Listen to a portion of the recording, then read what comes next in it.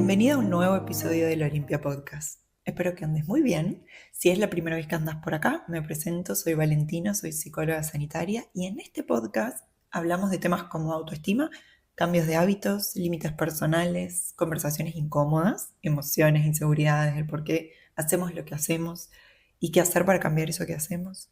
Hablamos de mitos, estereotipos, reglas, normas sociales, identidad, cómo llevarse mejor con tu mente. Incluso hablamos de finanzas, porque como para mí uno de los temas que se tocan mucho más con salud es el tema del dinero, sobre todo en mujeres. ¿Qué pasos podemos dar para alcanzar nuestras metas? Y también finalmente qué cosas podemos hacer y qué cosas tiene la psicología para decir, para cambiar nuestra vida, que cambie la vida de quienes tocan psicología y para poder ser la persona que queremos ser. Si algo de todo esto te resuena, te va a gustar mucho este episodio y te van a gustar los anteriores, así que vayas a escuchar los demás. Este podcast nació con la idea de unir lo que para mí son dos perspectivas importantísimas y que a su vez es difícil a veces encontrar en lugares o en espacios y que cambian la vida de las mujeres, y es la perspectiva de género y el feminismo con la perspectiva conductual de la psicología, con la perspectiva de la psicología basada en la evidencia, en lo que sabemos que funciona. Y me pasa que encuentro pocos lugares donde converjan estas dos perspectivas, así que la idea de sacar este podcast adelante y todo lo que hago con el resto de las redes, de la cuenta, de la newsletter y demás, es estar de alguna manera creando un espacio donde confluyen estas dos perspectivas fundamentales para poder cambiar nuestra vida, para poder despatologizar nuestra vida y poder hacer los movimientos que necesitamos hacer, entrenar las habilidades que necesitamos entrenar para crear esa vida que queremos tener. Así que espero que te guste. En este episodio en particular vamos a hablar de uno de los temas que me gusta mucho hablar, que tiene que ver con la seguridad en una misma, con la autoestima, con confiar en una misma, se toca con el síndrome del impostor o con el perfeccionismo, y quiero dejarle algunas estrategias, movimientos que tenemos que hacer, porque yo siempre digo, es la idea de todo lo que hacemos acá con el podcast, es que vayan haciendo cambios, cosas que no quede solo en inspiración, en reflexión, sino que tengan una serie de pasos que pueden empezar a aplicar desde hoy para hacer esos cambios que quieren hacer. Pues la vida cambia porque movemos los pies, no porque nos quedemos analizando dentro nuestro. Así que dicho todo esto, quiero que empecemos a hablar un poco de estos 7 movimientos que pensé para ganar seguridad, foco, calma en nuestro día a día. Vamos a empezar con lo primero, que es que si me venís escuchando de antes, me lo vas a haber escuchado 1000 veces, y es que la confianza, la capacidad, la sensación de rendimiento, de poder alcanzar aquello que nos proponemos, es algo que no aparece, sino que se construye día a día con las cosas que hacemos, con las decisiones que tomamos, con cómo lidiamos con nuestro mundo interno. Cuando hablo de mundo interno, hablo de emociones, pensamientos, sensaciones, recuerdos, imágenes mentales y demás. Y pasa un poco lo mismo con la calma. Muchas veces tampoco es un punto de llegada, no es un lugar donde llegamos y nos quedamos ahí, sino que es un espacio que entrenamos, que cuidamos, que se vuelve más probable de suceder porque hemos ido aprendiendo maneras de relacionarnos con los desafíos, con los problemas, con los cambios en nuestra vida. Hay personas que quizás ante el cambio no se desordenan tanto, responden de una manera mucho más flexible, más sabia, podríamos decir, y hay otras personas por su historia que el cambio las desordena mucho, las desestabiliza, se quedan más enredadas o paralizadas o en lucha o procrastinan más o sienten mucho más malestar, y eso depende de cada persona. La idea siempre es que uno empiece a conocerse y saber también cómo yo actúo, cómo yo me relaciono con las eventualidades de la vida y empezar a trabajar en aquello en lo que quizás me está trayendo más problemas que buenos resultados y que quiero empezar a hacer, a modificar. Pero bueno, todo esto no es fácil porque el camino hacia una seguridad o a sentirme más confiada de mí misma y de las decisiones que tomo nunca tiene que ver con tener más claridad, más certeza, más garantías, ni de tenerlo todo claro, sino que está muchas veces hecho con las pequeñas acciones incómodas que hacemos, que se sienten incómodas, pequeños movimientos que hacemos que no son los que queremos hacer en el momento, pero son los que nos van a llevar a donde queremos estar, de movimientos que nos invitan a estar donde antes no nos gustaba nada, de decisiones que nos acercan a quienes queremos ser, aunque aún no sepamos bien. Por eso hoy quiero compartirte 7 movimientos que pueden ayudarte a cultivar eso. Más seguridad, más calma, más conexión con vos misma, con tus metas, con las decisiones que tomes. Lo primero de todo, va a ser empezar a etiquetar, a nombrar lo que sentís. Incluso lo que no se siente agradable, pero sobre todo lo que no se siente agradable. Empezar a ponerle un nombre tiene que ver con empezar a registrar, a dejar de evitar o desconocer lo que nos pasa para poder empezar a relacionarnos de una manera distinta. El siento miedo, estoy dudando, me siento confundida, esto me da vergüenza. Nombrarlo nos ayuda a hacerlo visible, por supuesto, a empezar a registrarlo, incluso a conocernos a nosotras mismas, en qué situación aparece esto, ¿no? En qué entorno, ante quién, en qué momento, ¿no? Y cuando algo se vuelve visible, es siempre mucho más fácil de poder hacer algo con eso. No sé de transformarlo, porque a veces, y si me venís escuchando de antes, vas a escucharme 1000 veces decir que hay un montón de cosas nuestras que sentimos dentro que probablemente, si el foco lo ponemos en transformarlo, controlarlo, eliminarlo, puede que se nos pase la vida intentando eso. Sí tenemos control sobre un montón de otras cosas, que son de las que siempre estamos hablando y las que vamos a hablar hoy. Pero el primer movimiento tiene que ser el de etiquetar aquello que nos está pasando, que incluso que estamos pensando, que estamos sintiendo. Recién, hace unos días, cuando estábamos en la sesión de autoconfía, una de las mujeres decía que notaba que cuando estaba a punto de o tomar una decisión que no era la más sabia, o de enredarse y empezar a escalar en conductas que son más problemáticas, que las quería dejar de hacer, lo que notaba de ella era que se sentía rara, como que empezaba a darse cuenta que una de las cosas que le pasaba era que aparecía esa sensación de sentirse rara. Era una sensación rara, perdón, decía, no era que se sentía rara, sino que era una sensación rara que no se daba cuenta que era, pero que sí podía identificar cuándo aparecía.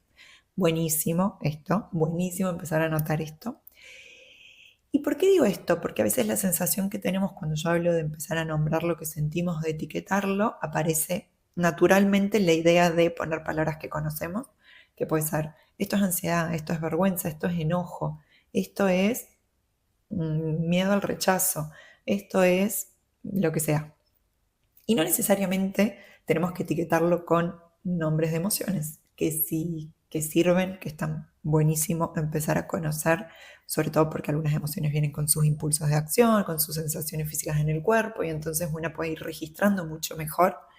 Pero también es cierto que hay esta sensación que ella decía, es como que no me parece que sea una emoción. Entonces lo que le invité yo a hacer era ponerle un nombre, el que se te ocurra en este momento. La idea es que empieces a discriminarlo cuando está. Pues no hace falta que nosotras hagamos esa alianza necesariamente con esto es ansiedad, sino es, esta es esa sensación que yo conozco y que cuando estoy teniendo esa sensación es más probable que yo haga esto, es más probable que yo empiece a pensar esto, es más probable que yo acabe más enredada con esto o lo que sea. La idea de empezar a conocer, ¿no? Como esto, lo que me sucede, empezar a ponerles nombres. Así sean nombres que una sabe lo que significa y otra persona podría no relacionarse con ese nombre. Una de las cosas que hago en terapia, cuando empezamos a ver aquellos tipos de movimientos, acciones, conductas que hacemos que decimos, oh, esto me trajo más problemas, acaba siendo un saco de conductas problemáticas, ¿no? Como una bolsa de conductas que decimos, no quiero dar un portazo, no quiero levantar la voz, no quiero gritar, no quiero insultar, o al revés, no quiero sentir que me estoy, como una paciente me dijo hace unos días y me encantó esta metáfora, que me estoy pudriendo en el sillón, en el sofá, no quiero tener esa sensación. Y mi pregunta era, ¿qué son esas conductas que haces, que sentís que te estás pudriendo en el sillón?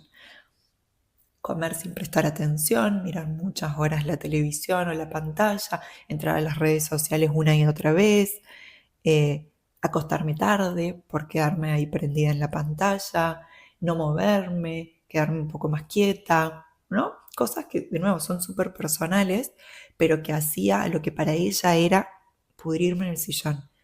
Me encanta el discriminar y ponerle una palabra, no porque me encante a mí, sino porque sirve.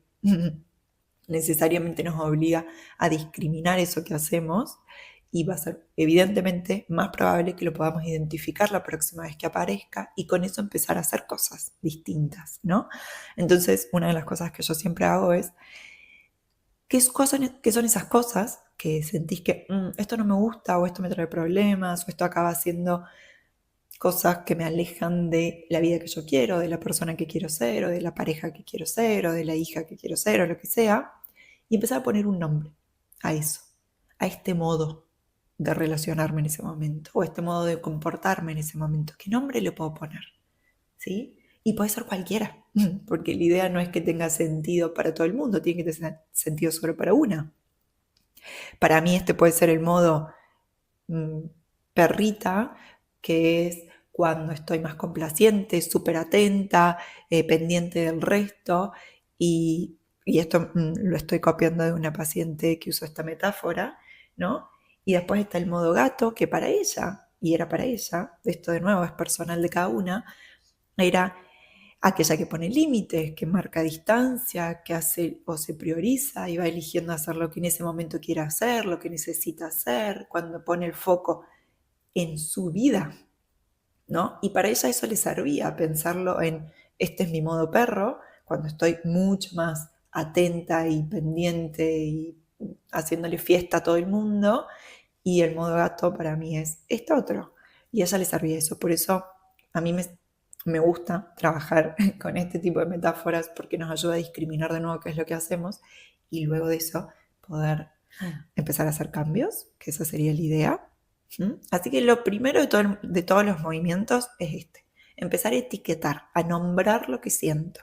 De nuevo, puede ser una palabra conocida, como alguna de las emociones, y entonces una dice, esto que siento es vergüenza, o es ansiedad, o es miedo, o es amor, ¿sí? O es aburrimiento. Y el aburrimiento para mí se siente medio incómodo, aversivo, y cuando estoy aburrida empiezo a hacer esto otro. Bueno, empezar como a nombrar lo que siento. Y como dije, o puede ser una palabra conocida culturalmente, socialmente, como son las palabras que hemos consensuado en cuanto a las emociones, o pueden ser palabras que para mí tengan sentido. Nombre propio, una palabra de un color, un país, un movimiento, una metáfora, ¿sí?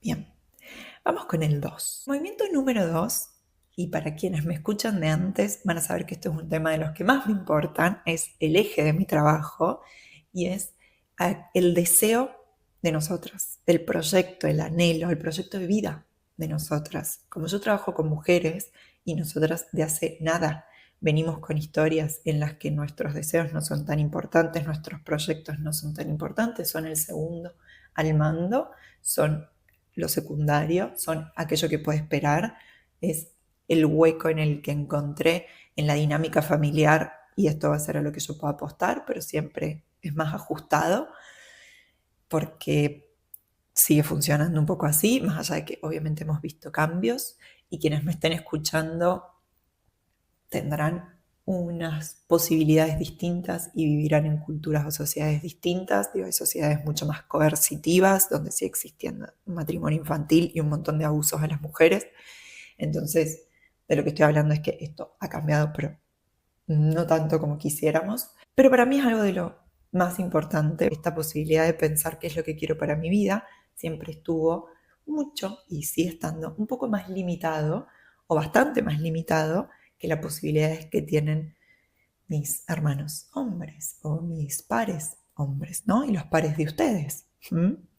Por eso la idea de, y este es el movimiento de los más importantes para mí, es empezar a reconocer, explorar, curiosear con qué es lo que quiero para mi vida.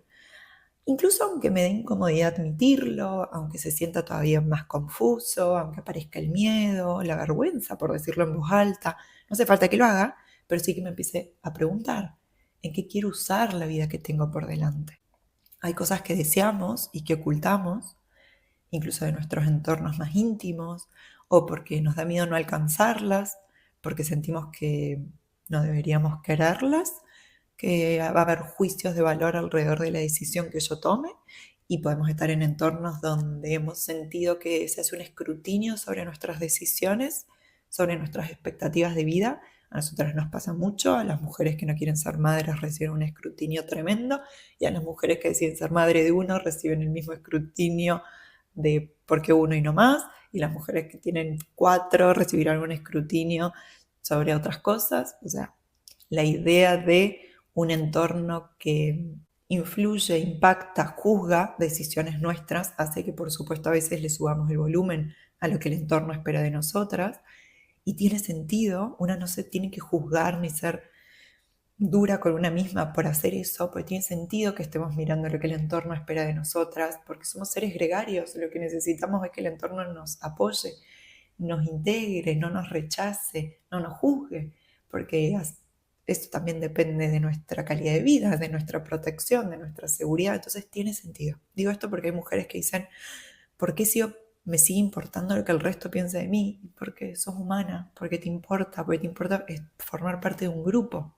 Entonces la idea no es que te deje de importar, probablemente a veces no logremos eso. Sí podemos hacer cosas para que se aligere un poco eso, para que sea más liviano la opinión que tiene el resto por sobre lo que yo quiero, pero de todo esto lo que me importa es empezar a hacernos preguntas, si no nos la hemos hecho antes, o detenernos y tomárnoslo en serio. ¿Qué quiero hacer? ¿Qué tipo de vida quiero? ¿Cuáles son esas cualidades de vida, tipo de relaciones, tipo de trabajo o de lo que sea a lo que quiero apostar? ¿Cómo quiero que sea? ¿Cuáles son esas cosas que quiero perseguir?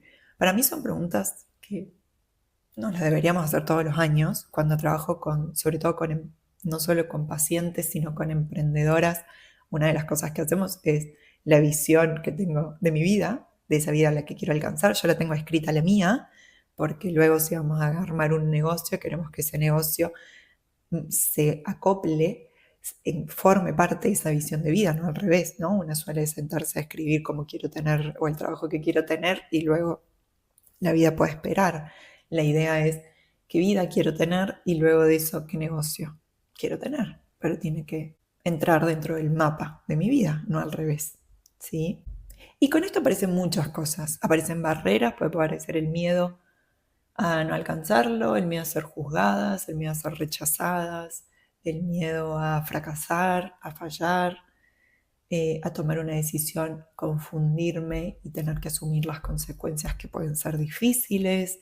Puede aparecer la vergüenza, la ansiedad y un montón de otras cosas, porque desear es estar en contacto con el dolor, con el sufrimiento, y eso es algo que para mí es importante decir, pero es importante de trabajar. Es, claro, tener un deseo, tener algo que anhelo profundamente, significa estar en contacto con la posibilidad de dolor, sufrimiento, pérdida, amenaza.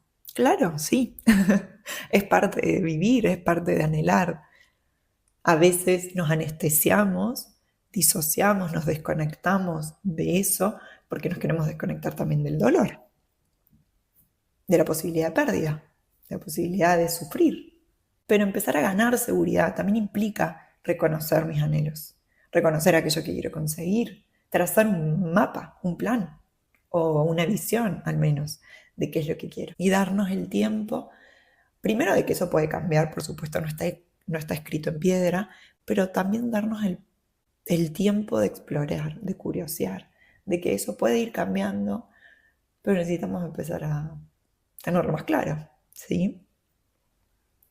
El número 3 es una de las cosas que más digo, y es estar y volvernos expertas, no en dejar de sentirnos incómodas, sino en poder estar incómodas y estar ligeras con eso, el practicar estar incómodas, el no rechazar la incomodidad, porque rechazar la incomodidad ha significado limitar nuestra vida, tomar decisiones que a veces nos alejaban de donde queríamos estar, ¿sí? Muchas veces nos pasa que uno de los objetivos que la mujer con la que yo trabajo es, no quiero sentir más lo que estoy sintiendo. Y yo sé que no es lo que uno quiere escuchar, que es lo de, bueno, probablemente eso sigue apareciendo en la medida que te sigas moviendo y sigas persiguiendo aquello que querés, ¿sí? Lo que tenemos que hacer es volvernos mucho más cómodas en la incomodidad, mucho más ligeras en la incomodidad.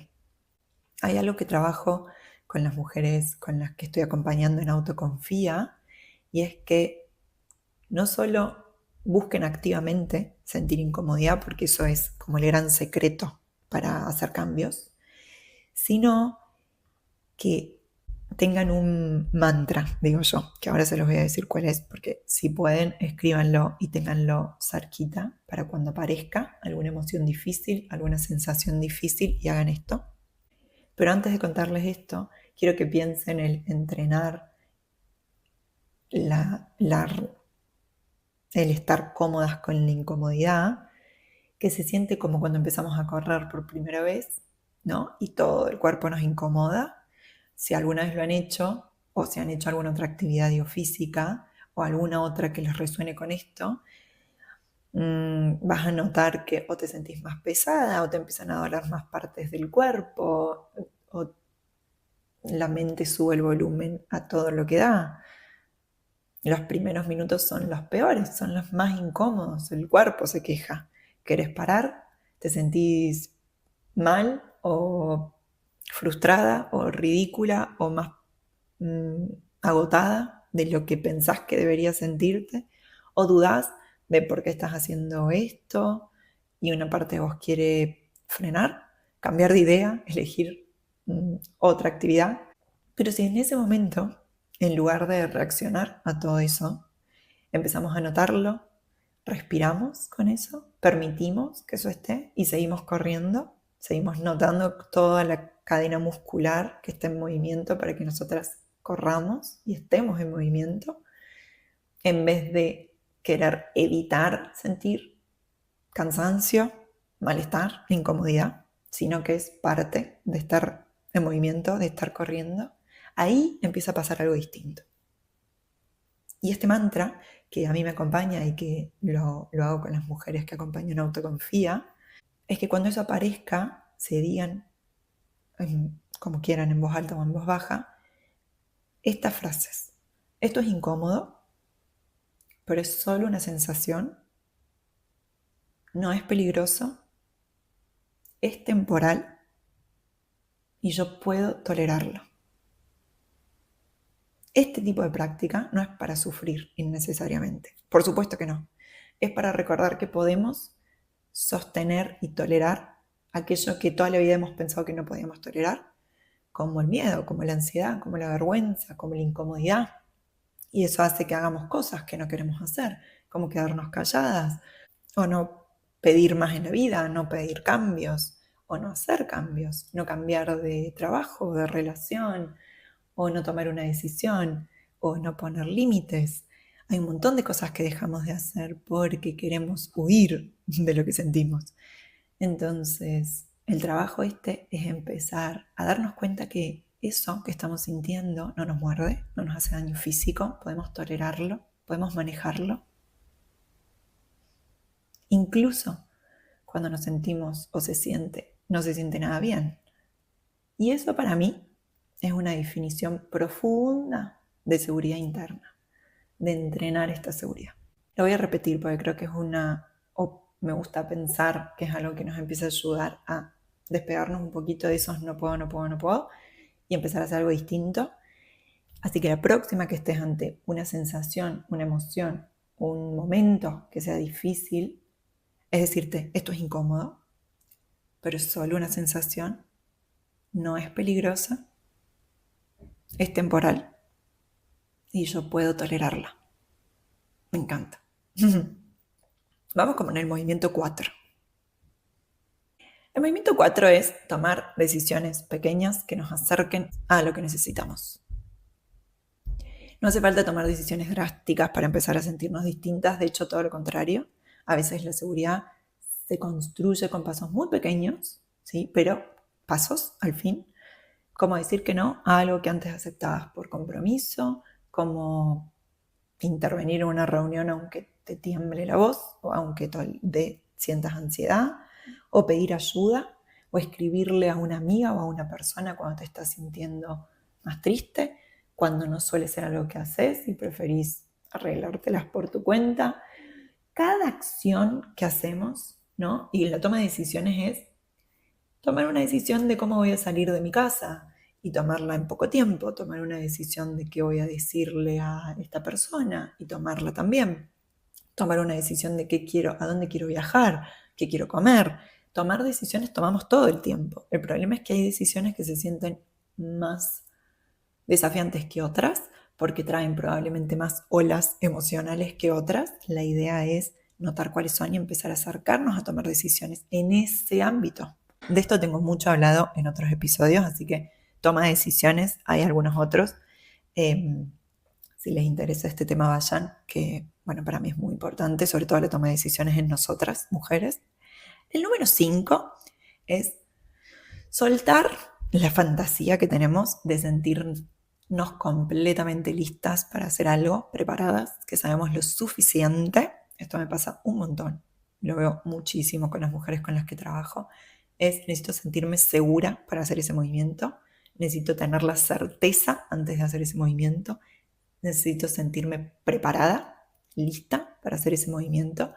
Y esta idea de que algún día te vas a sentir 100% segura, sin dudas o sin miedo o sin incomodidad, es una fantasía, ¿sí? Es lo que te paraliza a moverte, es lo que te hace procrastinar, es lo que hace que sigas sin tomar decisiones, es lo que hace que sigas sin volverte cada vez mejor o desarrollando las habilidades que necesitas desarrollar porque aún estás en momento espera.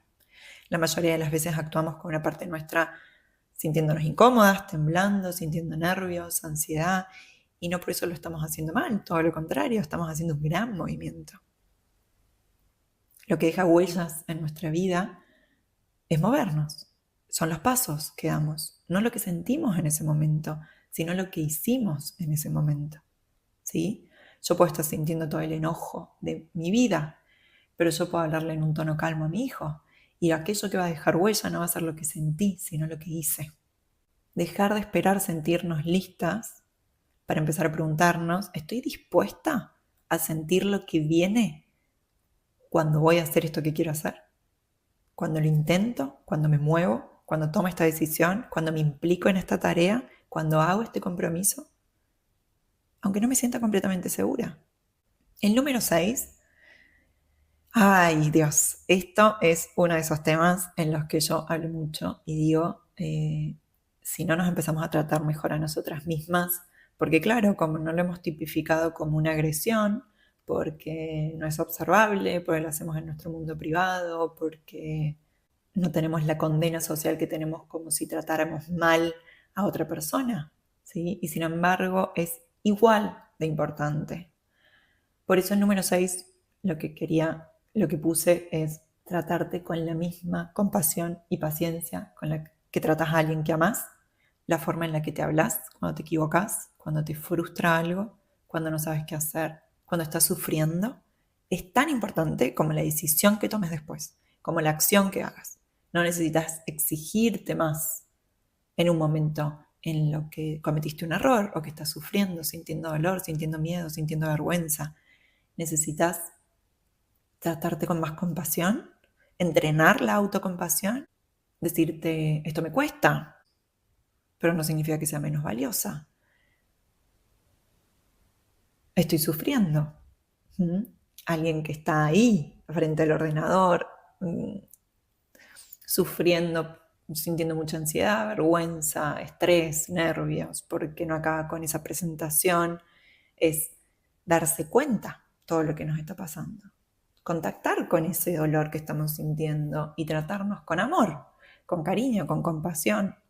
Yo sé que esto suena brilli, pero es lo que necesitamos hacer urgente con nosotras mismas. Es increíble la cantidad de lo naturalizado que tenemos a agredirnos a nosotras mismas, pero como es algo que no está tan condenado, que no lo tipificamos como una agresión, que no es observable porque lo hacemos en nuestro fuero interno, dentro nuestro, o cuando estamos solas, es tremendo, es tremendo. A mí me llama trabajo, digo, yo soy parte de eso, yo también lo hago conmigo, y hay que cambiar eso. ¿Mm?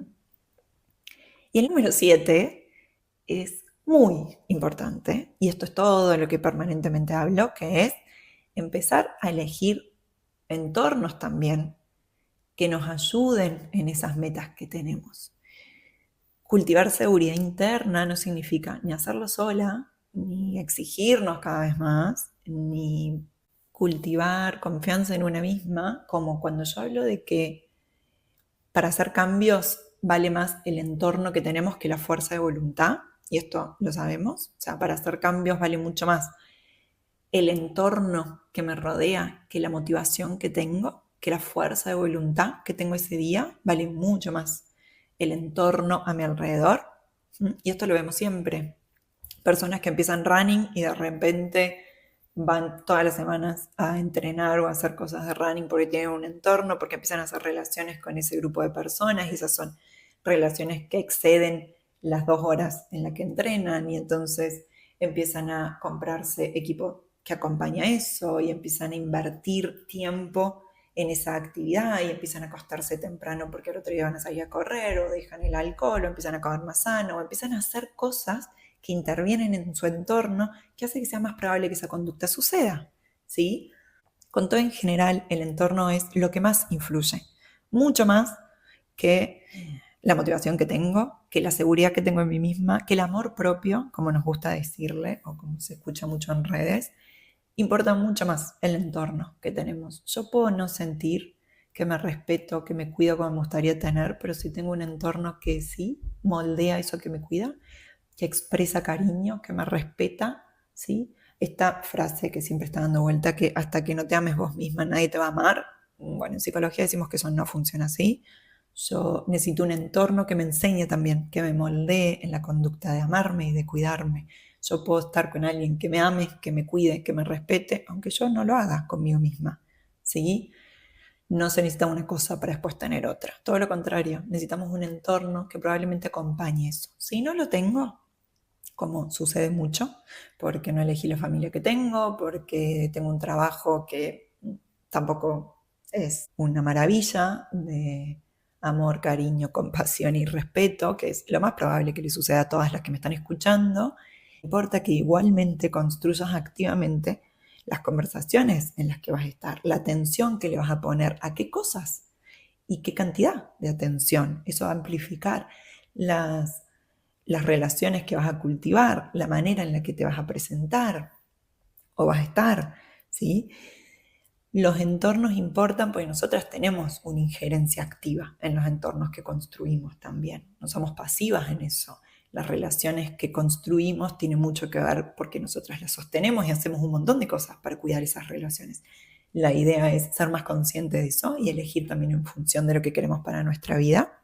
Hablaba hace unos días con una paciente que su padre la llama y ella siente que tiene que dar el reporte, ¿no? Como pasar un poco el parte de lo que ha hecho en estos días, las decisiones que ha tomado, y ella siente ese impulso de tener que contar lo que hace o lo que hizo, y siempre la respuesta tiene algún juicio, algún comentario, viene algo, ¿no? Tiene una consecuencia que suele ser desagradable, aversiva, pero que a ella le genera alivio, esta sensación de esto es lo que aprendí, que tengo que hacer, ¿no? Es como, te tengo que contar más o menos lo que voy haciendo, porque si no, se pudre, porque si no recibo una mala cara, o una indiferencia, o un trato malo, pero también hacerlo me deja muy enredada en lo que el resto piensa de las decisiones que tomé, o lo que mi papá piensa de las decisiones que tomé, y los juicios y las valoraciones que hizo sobre lo que tomé. Entonces mi invitación era, ¿qué tal si probás en no hacer ese reporte, en notar el impulso que tenés de contar todas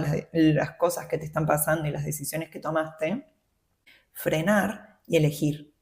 ¿Sí? ¿Querés hacerlo? En este momento, en particular, quizás en 2 meses lo haces, pero en este momento que te sentís más ansiosa, más inquieta, están pasando muchas cosas en tu vida, tomar decisiones desde ese lugar, y eso tiene que ver con cultivar el entorno.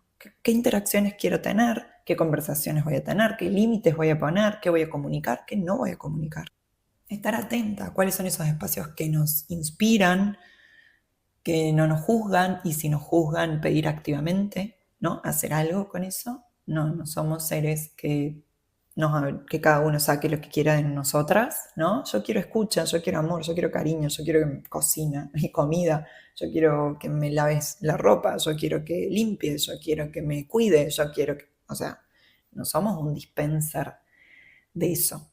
Tenemos que tomar decisiones activamente de qué es lo que nosotros queremos ofrecer y qué es lo que vamos a recibir, ¿no? ¿Qué es lo que queremos recibir? ¿Qué es lo que vamos a pedir? Por eso termino con esto, ser mucho más conscientes del entorno que nos rodea, de los vínculos que cultivamos, que nos devuelven a un lugar tranquilo, más seguro, o de mayor conexión, o de más intimidad, o aquello que elijamos en nuestra vida. En este momento de nuestra vida, eso puede cambiar, pero en este momento, ¿sí? Y quizás con todo esto que venimos hablando en este episodio, quizás hoy no te sientas que estás teniendo la vida que querés tener, o que no te sientas del todo segura, ni la calma todavía no sea un estado habitual, lo cual es normal, en mí no lo es, ¿sí? Tengo que trabajar para contactar con la calma, tengo que hacer cosas para conectar con el foco, con el centro, con la templanza, ¿sí?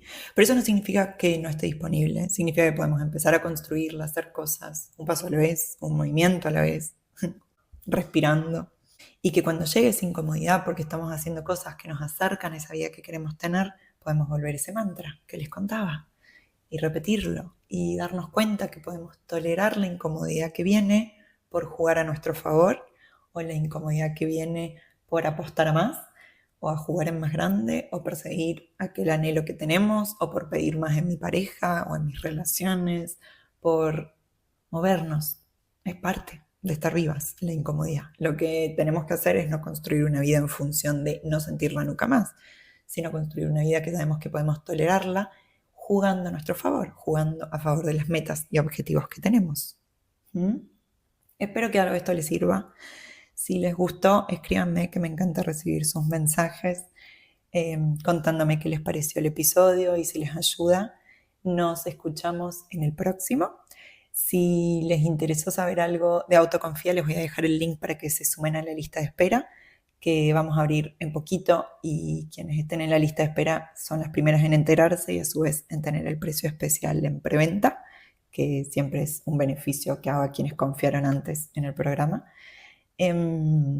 Si quieren que estemos en contacto, escríbanme. Siempre estoy del otro lado en Instagram. Me encanta recibir sus mensajes y el apoyo y el amor que le dan a lo que creo. Gracias por estar del otro lado. Te mando un beso muy grande y espero que andes bien.